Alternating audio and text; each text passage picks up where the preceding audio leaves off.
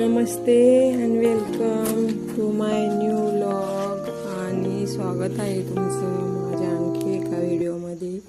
सकाळ झालेली आहे आणि मी सकाळी रात्री वाळू घातलेले पापड भरून घेतलेले आहे, कारण ते खूप वाळे होते आणि आता बाहेर झाडांना पाणी मारायचे वाट्यावरती काम चालू आहे।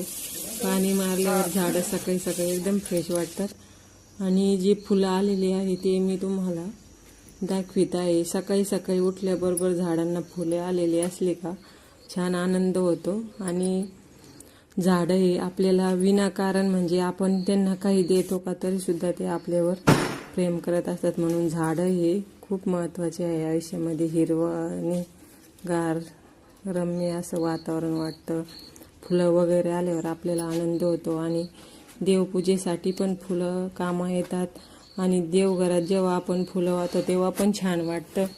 त्याच्यामुळं आपल्या घरासमोर 2-4 का होत नाही फुलांची झाडं असायलाच हवीत। आणि हे बघा किती सुंदर फुलं आहे, बाहेरच्या झाडाचे छोटे छोटे फुलं निघालेले आहेत, किती सुंदर दिसतं हे फूल। आणि मी त्याला किती वेळ बघतच राहिले होते आणि चहा वगैरे टाकला होता एकीकडे, फुलं तोडायला गेले तेव्हाच आता चहा झालेला आहे। चहा झाल्यानंतर देवपूजा वगैरे करून घेतली, कारण मला आता स्वयंपाक बनवायचा होता। देवपूजा करताना सुद्धा मी त्या फुलालाच बघत होते।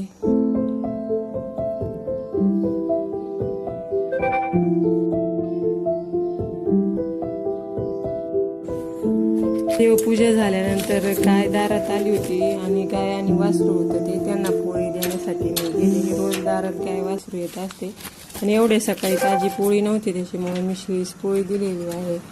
आणि मग मी वरण भाताचं कुकर वगैरे लावून स्वयंपाक झाल्यानंतर मी जेवणाची तयारी केली आणि ताट भरला आणि शाळेतून काही मुलं आली होती ज्यांनी पक्ष्यासाठी मला हे असं दिलेलं आहे आणि पक्ष्यांना पाणी ठेवा म्हणून सांगितले, तर तुम्ही पण पक्ष्यांना प्लीज पाणी ठेवा। धन्यवाद।